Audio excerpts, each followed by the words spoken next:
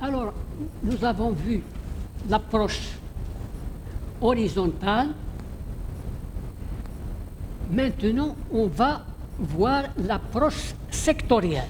L'approche sectorielle, c'est-à-dire qui concerne certains secteurs du commerce international, notamment l'accord relatif à l'agriculture, l'accord sur les aspects des droits de propriété intellectuelle qui touchent au commerce et l'accord relatif aux mesures concernant les investissements et liés au commerce. Bien sûr, il y a un autre accord relatif aux textiles et produits, les vêtements, mais c'est un accord transitoire. Il a été conclu uniquement pour 10 ans, c'est-à-dire de 1995 jusqu'à 2005. Il a produit ses effets de 1995 jusqu'à 2005. Et après 2005, il est disparu. Ça veut dire que les produits textiles sont devenus comme les autres produits manufacturés, c'est-à-dire qu'ils sont soumis de la même manière que les autres produits manufacturés aux principes et aux dispositions de l'accord général et des autres accords conclus dans le cadre de l'Organisation mondiale du commerce. Alors maintenant, on va voir l'accord relatif à l'agriculture. Vous savez que l'agriculture n'était pas intégrée dans le domaine de l'accord général sur les tarifs douaniers et le commerce, c'est-à-dire dans le domaine des relations commerciales multilatérales.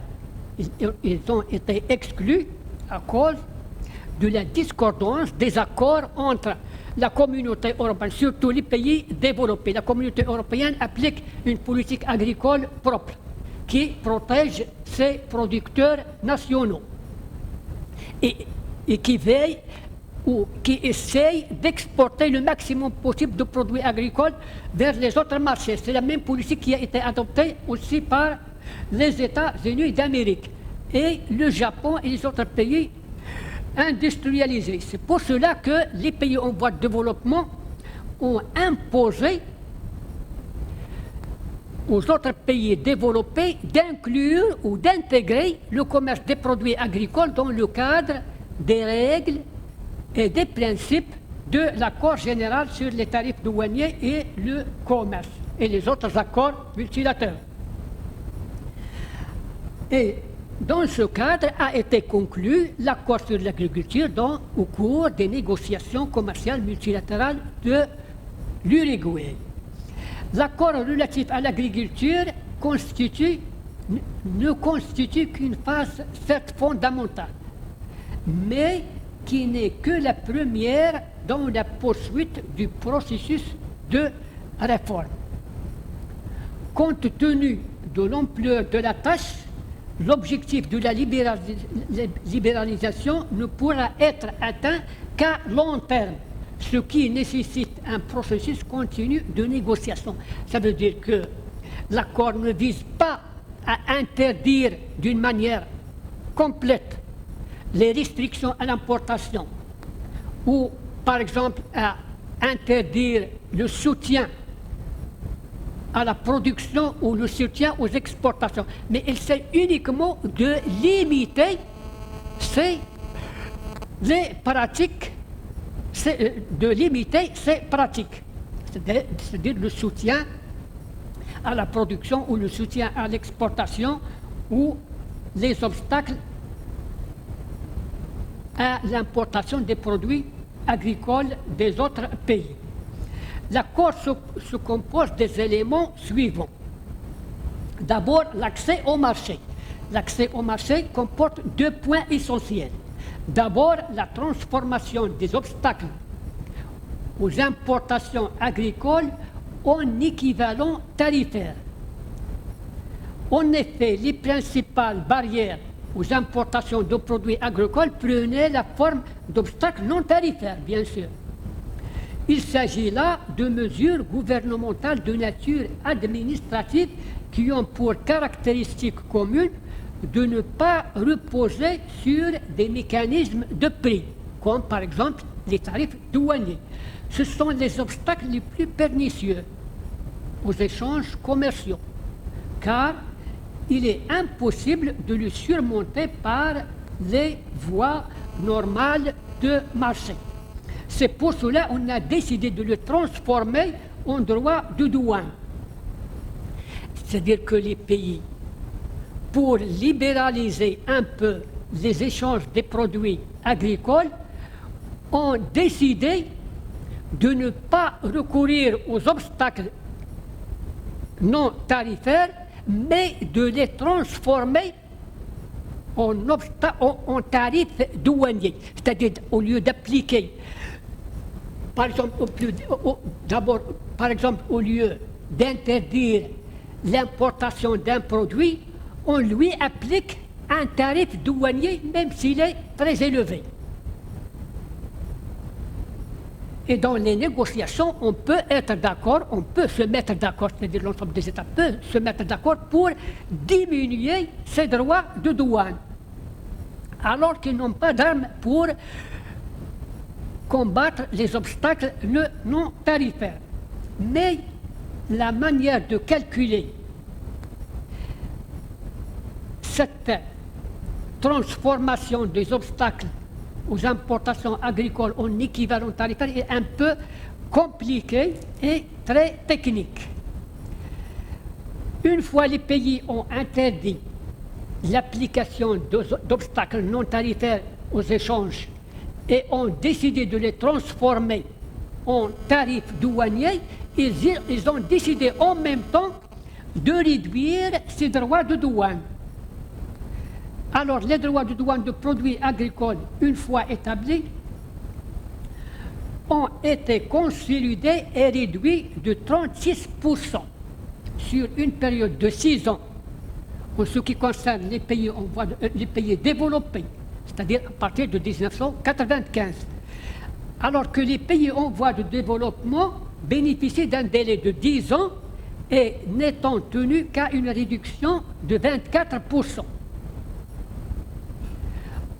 En plus de l'accès au marché, nous avons les disciplines en matière de soutien interne, le soutien à la production. Ces mesures constituent l'une des caractéristiques majeures des politiques agricoles nationales, notamment des États-Unis ou des pays de la communauté européenne. Les pays membres de l'OMC ont pris des engagements en la matière. Ils se sont engagés à convertir leurs mesures de soutien interne en faveur des producteurs agricoles en une mesure globale du soutien total.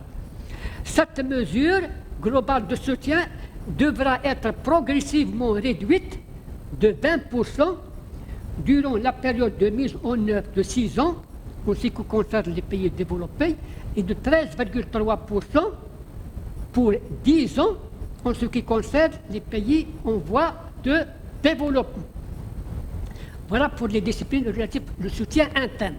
Mais nous avons aussi des subventions des exportations. Alors, les disciplines en matière de subventions à l'exportation, plus détectables, mais aussi nuisibles, en ce qu'ils portent directement atteinte à la loyauté des échanges. Les subventions à l'exportation font l'objet d'un traitement spécial plus strict. C'est-à-dire que d'abord, l'accord interdit clairement toute subvention des produits destinés à l'exportation.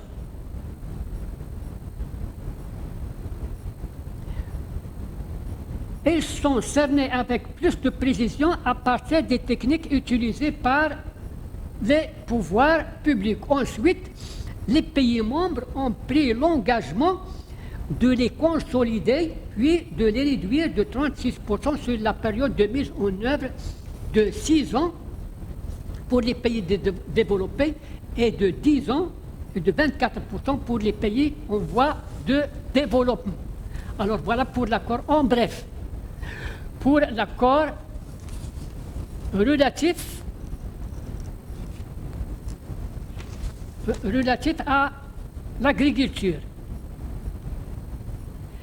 L'accord relatif au commerce concernant les investissements est lié au commerce.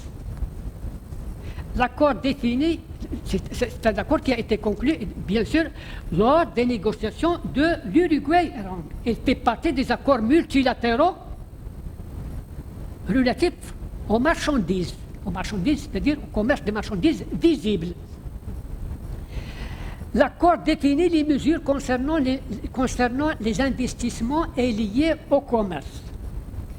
D'abord, par mesure, il faut bien évidemment entendre une mesure interne, c'est-à-dire mesure prise par un membre, donc par un État contractant, agissant isolément dans le cadre de son ordre interne. Il peut s'agir par exemple d'une loi, d'une décision administrative, d'un décret.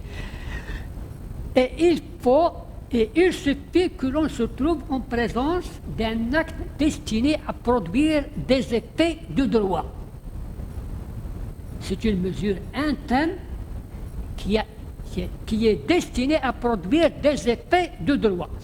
Dans ce sens, l'annexe à l'accord précise que ce sont d'une part les mesures qui sont obligatoires ou qui ont force exécutoire en vertu de la législation nationale. Et d'autre part, les mesures auxquelles il est nécessaire de se conformer pour obtenir un avantage.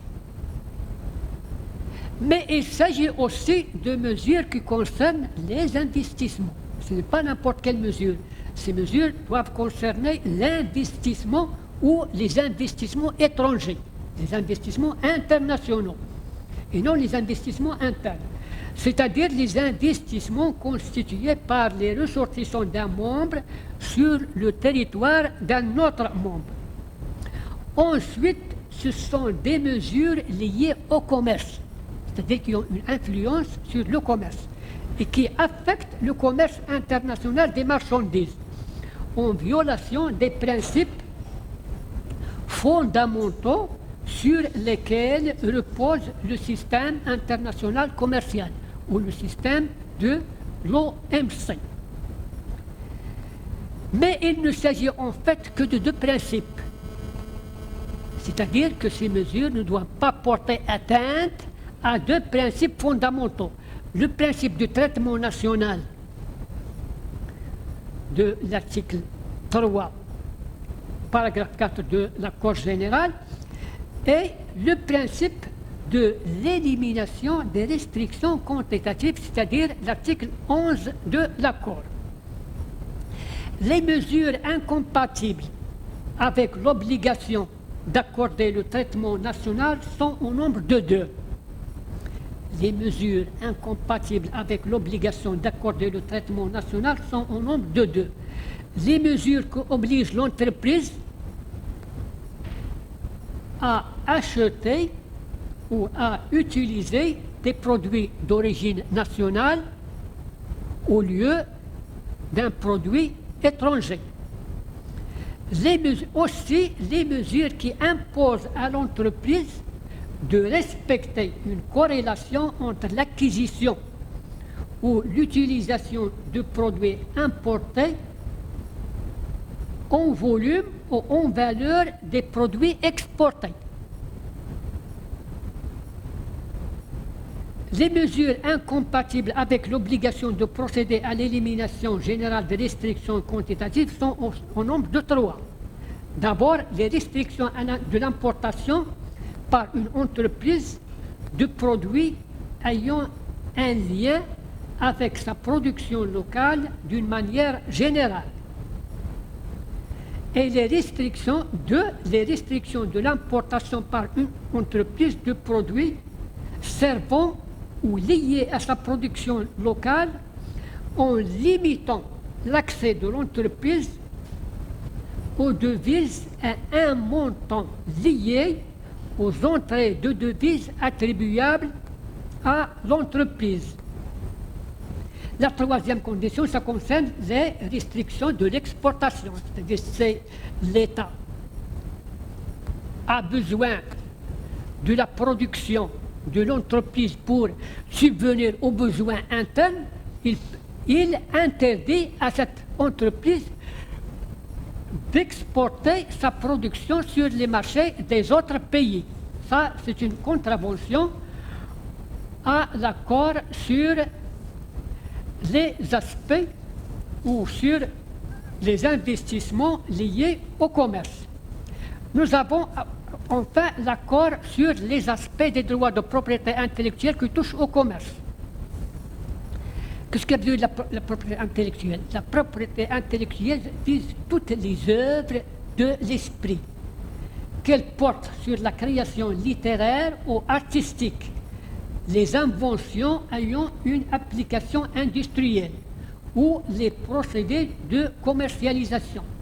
Il y a deux éléments, ou bien la propriété littéraire et artistique, ou bien la propriété industrielle. Les droits à sauvegarder sont nombreux. Il s'agit en effet des droits d'auteur et droits connexes, les marques de fabrique ou de commerce, l'indication ou les indications géographiques, les dessins et modèles, les brevets, les schémas de configuration de circuits intégrés, c'est-à-dire les produits, les machines électroniques. Ces droits sont protégés, ces droits sont protégés sur le plan international par un ensemble de conventions multilatérales, telle la Convention de Paris de 1967 pour la protection de la propriété industrielle, la Convention de Berne de 1971 pour la protection des œuvres littéraires et artistiques, la Convention de Rome de 1961 sur la protection des artistes, interprètes ou exécutants, le traité de Washington de 1989 sur la propriété intellectuelle en matière de circuits intégrés. Comme il existe aussi depuis 1967 une organisation mondiale de la propriété intellectuelle. Mais l'accord sur les aspects des droits de propriété intellectuelle qui touchent au commerce, conclu dans le cadre des négociations commerciales multilatérales de l'Uruguay, porte sur une protection globale de ces droits.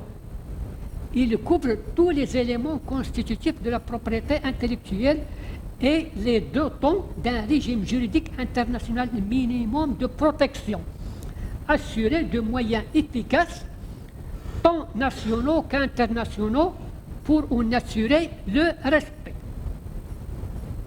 Alors, l'accord sur les aspects des droits de propriété intellectuelle institue un système de protection à deux niveaux. Il pose tout d'abord un régime commun fondé sur le respect de certains principes généraux, puis il précise pour chaque droit de propriété intellectuelle concerné le régime spécifique de protection qui lui est applicable.